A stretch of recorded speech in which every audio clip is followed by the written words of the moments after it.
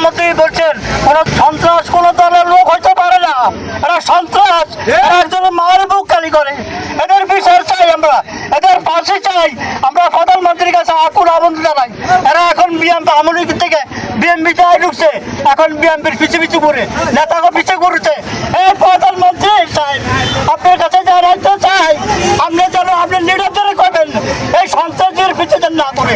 আমরা অনেক 17 বছর পরে আপনাদের আমরা আনছি সংগ্রাম দিয়া। এরা সিটার, এরা বাটপার, এরা কিছু সঙ্গের লোক আছে সঙ্গীত হইয়া ভালো ভালো মানুষ থেকে চাঁদা আদায় করে, দোকানদার থেকে চাঁদা আদায় করে।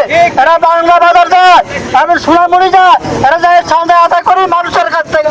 চাঁদা আদায় করে নাহলে ভয় দেখায়, বাড়ি ভাড়া করায়, এই করে করে এরা এদের ব্যবসা। এটা আমরা ন্যায় বিচার চাই।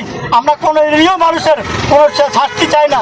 কোনো নিরীহ মানুষ অপরাধী মানুষের জন্য কোনো শাস্তি না হয়। আমরা প্রকৃত চাই যারা শাস্তি, যারা অপরাধ করছেন তাদের শাস্তি।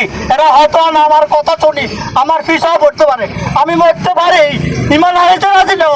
বেঈমানদের ফাঁসি চাই, বেঈমানদের ফাঁসি চাই।